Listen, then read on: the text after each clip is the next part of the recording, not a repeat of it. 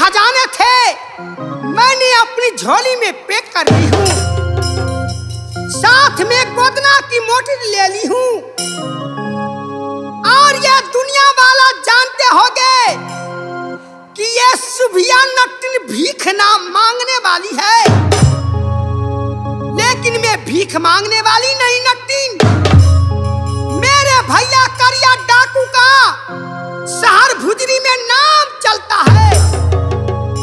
101 भैंसा रखा हुआ है, लेकिन 201 भैंसा का बल मेरे भैया करिया डाकू का बल है। अब मैं जा रही हूँ, कीर्ति सागर में मेला लगे हुए हैं, नदी बेतिया पे जितने नर नारी आती है सबको मैं गोदना गोदूंगी। या बच्चा लैया बा यही नटिनिया या छौरी या बा।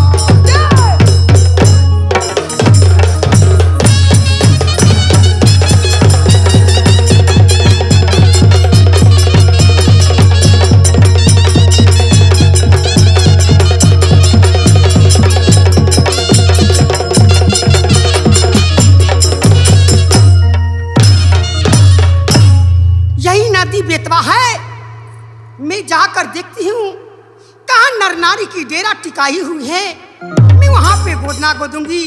जा रही हूँ।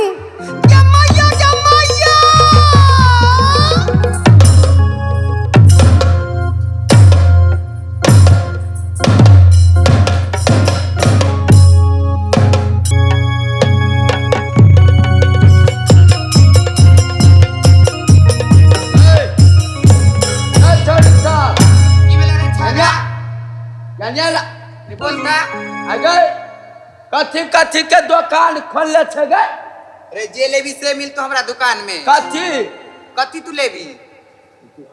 तू कथी कथी बेचे से कह? हम बेचे छी एन्ना।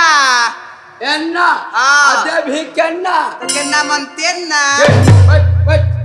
ए छरी तू अरिया तू कथी बेचे छे? कपड़ा बेच रहे हैं। कपड़ा? हाँ कपड़ा। कौन कपड़ा? लहंगा। देवी केना? हाँ कपड़ा देवी केना? जे नाम करना। ठीक बस का मोटकी दो आ मोटकी बोलो तू कथी सब बेचे छे? पर्स बेचे छे। पर्स? वही तो ओ एटीएम पर्स। हां देते छी केना? महंगा लेगे। कैसे कैसे दीजिएगा? कैसे लीजिएगा? सामान हो आपको, दाम आप कहिएगा क्या हम कहेंगे? 100 रुपया। 100 रुपया? ठीक है, हम तुमको 200 रुपया देंगे। बैठो। सामान खोल गए भाई। हमार हर एक चीज के महीनवारी के सामान सब बेचे छिए। महीनवारी के आबादी कस्टमर तो बेचबे। बैठ बैठ जा छोरी सब बैठ। हाय अच्छा बैठे ना तो तोरा ये जगह दिखाई दे छोराई। देखिए अभी जाने छी ना मर्दाबा के दुकान मौगी लग रहा है तबे मर्दाबा के दुकान चले है। आप मर्दाबा के दुकान मौगी लग नहीं रहे है तो दुकान नहीं चले है। अपन दुकान हम आई बीच में रहबो तोर लिखायल जगह राय हाँ तोर बाव के हाव अरे भाई गाय छड़ी गाय अरे भाई गाय आप दिन एक करता उघार के रखना पड़ सब। देखिए उघार के रख उघार रह तो पसंद होता तो तोरा ले तो नहीं ले तो बस।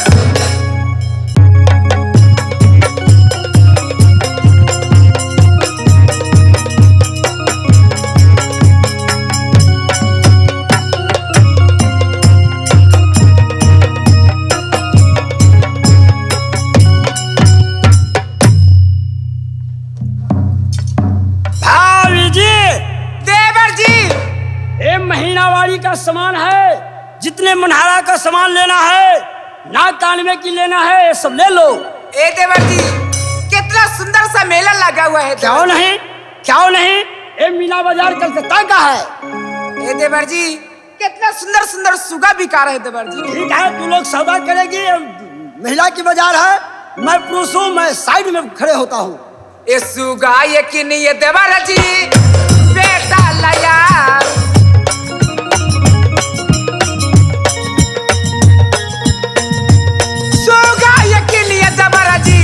बेटा इंदलाला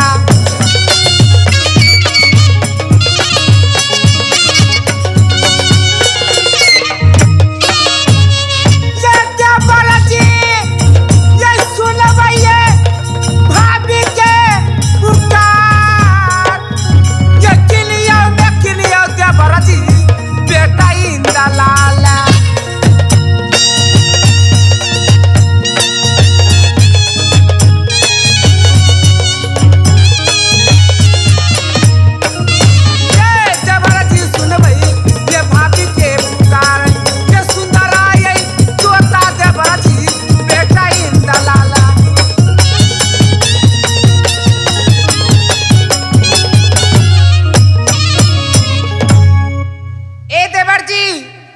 देवर जी क्या हो गई सामान? मेला में सुंदर सा तोता बिका रहे देवर जी, आप बेटा के लिए खरीद दीजिए ना देवर जी। सुनो, तुम्हारी साथ तुम्हारी छोटी गोतनी मोरंग वाली भी है। हाँ देवर जी उनको भी यदि दिल चाहे तो कुछ उसको भी खरीद देना। ए गोतनी जी। हाँ दीदी सोना, अगर तुमको भी कुछ किनने की इच्छा है तो आप किन सकते हैं। क्यों नहीं सोना, अब जो चाहिएगा मैं वो मैं कर सकती हूँ। खरीदो देवर जी, मुझे कपड़ा भी कुछ किनना है, शॉपिंग भी करना है देवर जी। हाँ खरीदो, जो मन पसंद है वो ले लो। अब रखे बहन हम खरीद लेंगे देवर जी। हाँ खरीदो, मुझे सुंदर सुंदर कपड़ा भी किनना है देवर जी। कोई बात नहीं, तुम्हारी पर्स में पैसा भरी हुई है। हाँ देवर जी, जो सामान तुम्हारी इच्छा होती है ए पता लिए है देवर जी। दीदी सोना। हाँ गोतनी। देखो दीदी, ये गाड़ा के हार बहुत सुंदर है दीदी सोना, ये ले लो, मुझे बहुत पसंद है दीदी सोना। ए गोतनी, मुझे तो सारा सामान ही किनना है मेला में, मुझे सारा सामान पसंद है। तो ठीक है दीदी सोना। दीदी सोना। हाँ गोतनी। जल्दी चलो, सुंदर सुंदर सामान में खरीदेंगे दीदी सोना, और अच्छी से मैं दोनों गोतनी में रहना दीदी। हाँ गोतनी, ऐ सुंदरा सामान में आ गए दीदी सब। मेला में यही खरीद भाई सामान में ये गोतनिया।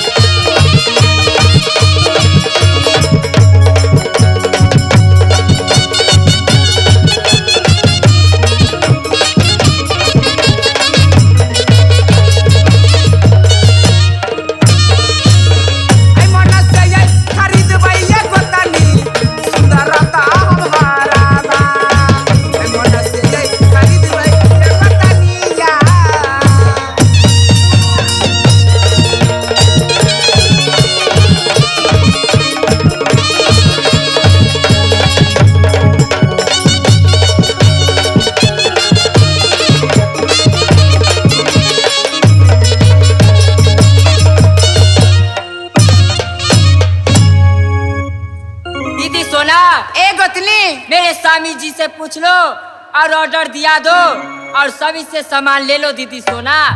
हम तो कह रहे गोतनी कि जितना ये मेला में सामान है सारे की सारा पैक करवा लो गोतनी और सारा के सारा ले चलो। मेरे बेटा इंदल खेलेगी। क्यों नहीं दीदी सोना, आपको जैसा मर्जी वैसा मैं काम करूंगी दीदी सोना। ए बहन, हाँ बहन। सिंगार पेटर, क्या चीज के सिंगार पेटर? फेस पाउडर, पेंकट, एलाइनर। ए बहन, जितना तुम्हारा सामान है पूरा के पूरा मेरे पैक कर दो। मुझे चाहिए पूरा के पूरा। पैसा दीजिए ना। कितना कीमत होगा? हो गया 1000। अच्छा ठीक है, पहले तू सामान पैक करो। ए बहन,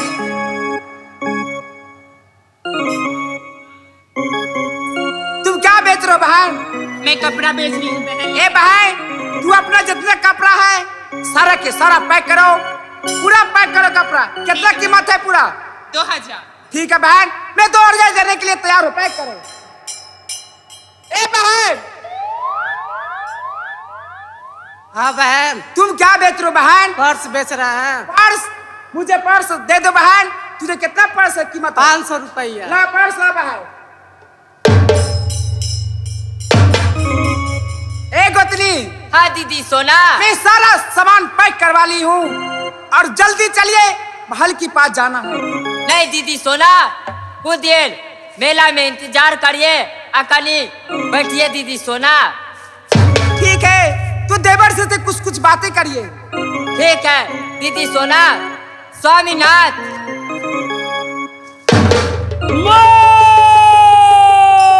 रंग वाली देवर जी, स्वामीनाथ। और सहेगी, क्या सामान हो गया मेला में?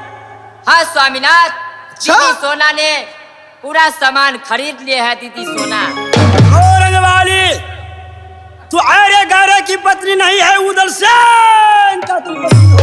क्यों नहीं स्वामीनाथ? पैसा नहीं है तो जो दिल चाहे मेला में ले लो, उसको लिए जिम्मेवार उदल सिंह का है। ए देवर जी, ए देवर जी, भाभी जी, मेला सिरसा में जितना सारा थे अच्छा? सामान पूरा मैंने पैक करवा लिए देवर जी। इन लोगों को सामान के पैसा दे दीजिए देवर जी। भाभी जी, सारा के सारा सामान मैंने पैक करवा लिए। ये लेगी गड्डी, इसमें से जितना तुम्हारी खर्चा होगी वो कर लेना। स्वामी और जी, वाली तो अपनी साथ में रखेगा। जो महिला है उसे मैं अपने हाथों से नहीं दे सकता। दे दो।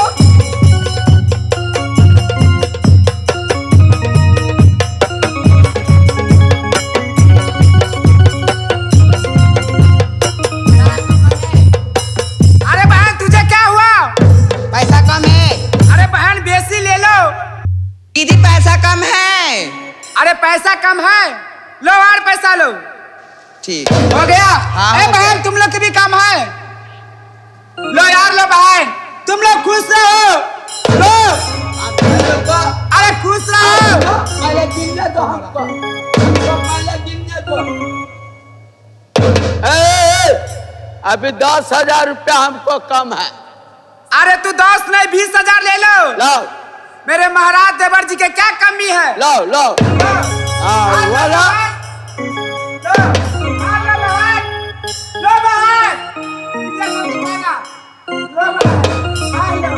यार दो ला। अरे यार लो, तुम रेट वाली तो तुम खिलाना। लो देवर जी, भाभी जी, सारा के सारा पैसा इन लोग को हमने दे दिए देवर जी। अच्छा? अब जल्दी से चलिए मेला से देवर जी। ए पगली, आज मेला से नहीं जाएंगे। मेला से मेरा खेमा कल टूटेगा। आज चलो तंबू में बैठो, आराम करो, फिर सवेरा मेला घूमेंगे। 12 बजे की बाद मेला से निकलेंगे। क्यों नहीं देवर जी, इस समय जल्दी चलिए, कुछ आराम कर लेते हैं देवर जी। क्यों नहीं? 1,000 कम है। 1,000 कम है। खबरदार, तो भाभी पैसा नहीं मिलेगा उसको। 1,000 कम है। खबरदार, दे दो देवर जी। 1,000 कम है। ये लोग भी मेहनत करता है देवर जी। हाँ। दे दो, बहुत मेहनत से सामान बेचता है वो भी देवर जी। छीन लेंगे।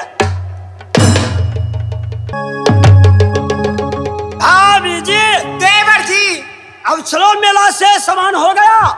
ए देवर जी, मेला सिरसा में जितना सामान वाले थे सारा के सारा सामान हमने पैक करवा ली। ठीक है। और सारे पैसा भी उस लोगों को दे दी देवर जी। फिर कारण बाकी क्या है? ए देवर जी, जब हमने मेला घूमने के लिए आए हैं अच्छा, तो हमको गुदना गुदवाना है देवर जी। नो मेरी भाभी, यदि तुम्हारी इच्छा है तो वो भी हो जाए। ये गोदना गोदा जे देवर जी मेला में या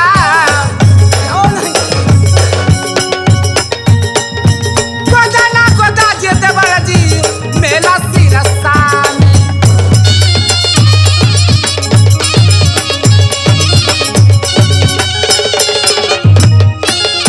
ये देवर जी ये सुनबइये ये भाभी के पुकार।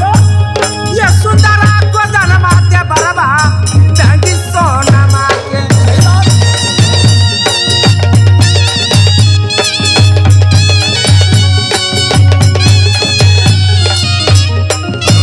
ये देवर जी सुनबई ये भाभी के पुकार। ये सुंदरा गोदन माते बरजी गोदैयो मेलावा में।